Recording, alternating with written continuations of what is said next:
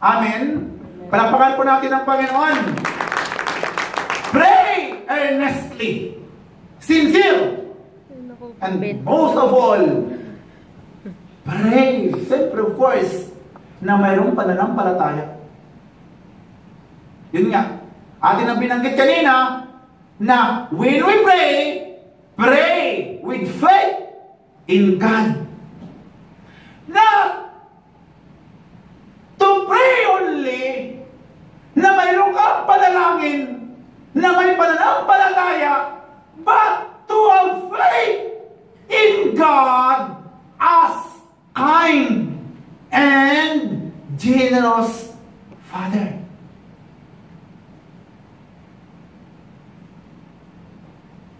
Tignan nga. Minsan, lumalapit tayo sa Panginoon,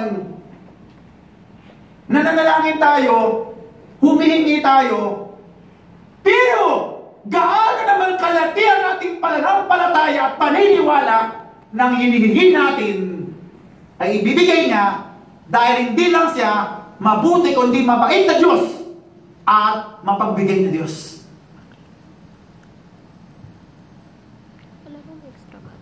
Alam niyo po ba mga kapatid Panginoon? Itong hindi natin madalas maisip na marami po tayong mga hinihingi sa Diyos na hindi po natin pinaniniwalaan kaya hindi po natatanggap natin. Pero alam niyo po ba? Napakarami nating hindi hiningi sa Diyos na ibinigay ng Diyos sa atin. Amen. Amen. To prove, sino sa inyo na humingi ng buhay sa Diyos pero ibinigay niya? Amen. Di ba? Kailan natin nalaman at na-appreciate ang buhay na ito? Nang ating makilala lamang ang Diyos. Pero ang totoo lang, ibinigay po ito ng Diyos sa atin. At para mabuhay ka, humingi ka ba ng hangin sa Diyos? Hindi mo hiningi yan. Pero binigyan ka ng Diyos ng ilong kahit pango para malangat tong hangin.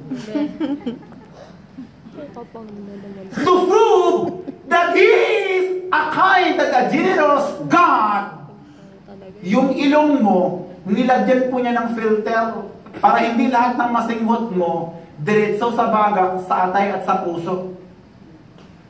Kaya may mga balahibo yan dito, buhok-buhok sa ilong. Ano ginagawa mo? Binubunot mo. Ang sakit. Pati nga buhok ng kilay at pilik mata. Pinagbubunot. Kukuha ng uling, guguhitan. Kita mo. Nagbubunot ka ba? Pero alam niyo ba, na ang Diyos ang nagbigay niya? Hindi ko kaya. Ang sakit. Wala kayong kaalaman yan. Hindi natin hiningitin po yan. Yung hangin na yan, dinala ng Diyos na rin. Siya na rin ang gumawa niyan. Dinala niya sa ating pong ilong, diniretso sa baga, tumuloy sa atay, papunta ng puso, nagkaroon ng mga maliliit na vein sa lahat ng parte ng ating katawan para may supply ang mga dugo. At para mangyari yan, mayroong oxygen. Saan ang galing hangin? Hiningi mo ba? Hindi mo hiningi, pero binigay niya. Amen. May humingi pa ng buhok sa atin? Hindi mo hiningi, pero ang buhok, according sa pag-aaral, bawat minute araw, mayroon pong natatanggal na nalaglag na 100, at least 100 po na hibla ng buhok. Pero 100 din pong tumutubo. Ngayon, kapag walang tumutubo 100, imbalance ang buhok mo. May humingi pa sa atin dito na kuko. Ang kuko, according ko sa pag-aaral, every 6 months, nawawala itong kuko natin nakikita ngayon. Nawawala po. Every 6 months, yun po ang nangyayari. May humingi pa ng red blood cells? Wala. Pero every a month, nagpapalit ang red blood cells. May humingi po ba ng mga cells, mga new cells? Alam niyo po ba, according sa pag-aaral, every month or 4 months or a minute, a minute lang, sipin po ninyo ha, yung may naisisilang na new cells sa katawan po natin and 100 million new cells born and die every minute. Try to imagine, we are composed of trillions of cells, 60 to 100 trillions, namamatay at nabubuhay every single minute. Ganun karami. Yung atin pong skeleton, every 10 years, nawawala, nagpapalit.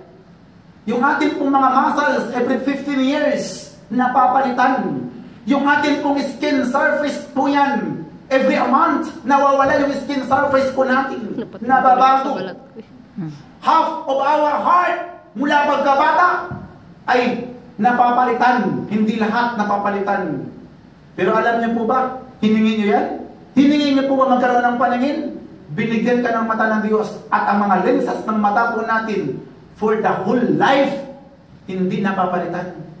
Kaya ingatan dapat ang mga lenses ng mata, huwag puro cellphone at computer. Dahil isa lang ang mata mo. Pag nasira yan, sira na. Patay kang bata pa. Palapakan natin muna ang Panginoon. Now, to prove that our God is a very kind and a generous God. Now, ang punto lang dito, kahit hindi mo mahiningi, ibinigay ng Diyos, bakit hindi mo hingin?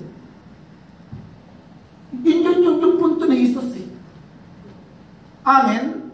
Palakpakan natin muna ang Panginoon, yung malakas na palakpak.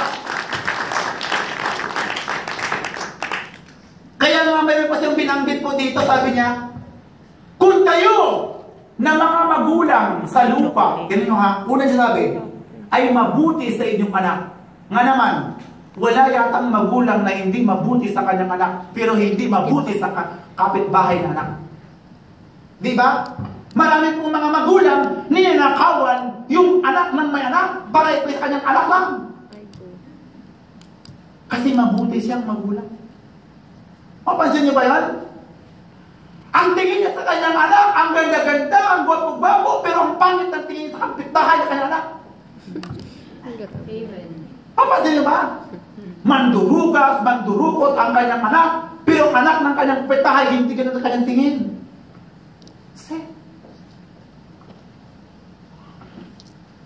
Dahil wala pong magulang na hindi naging mabuti sa kanyang anak. Amen. Now, ang sabi po ng Jesus na ito, kung kayo na masamang magulang ay ginagrant ang kahilingan ng inyong anak sa lupa, ang inyong amang nasa langit ay higit na mabuti sa lahat ng mabuti. Amen. Palakpakan po natin ang Panginoon, yung malakas na palakpak, yung mas malakas pa. The point is, ganito. Ganito ang punto. When we pray as the status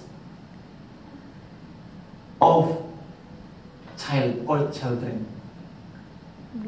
Manalangin po tayo, tumawag po tayo sa katayuan ng isang anak sa harapan ng kanyang ama.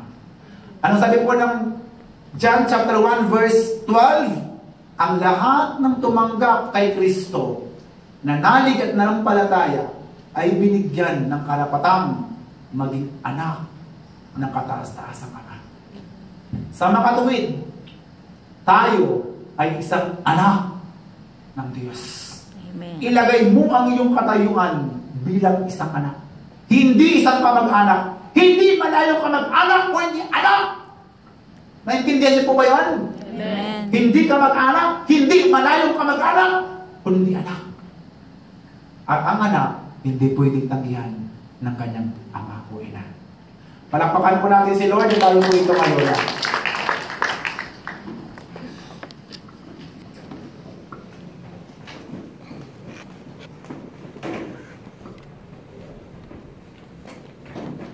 Itaas natin ang ating pong mga kamay.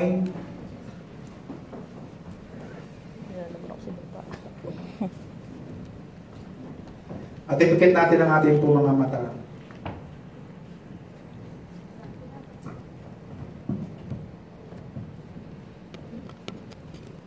Parihin mo ang oras na ito na oras mo para sa Diyos.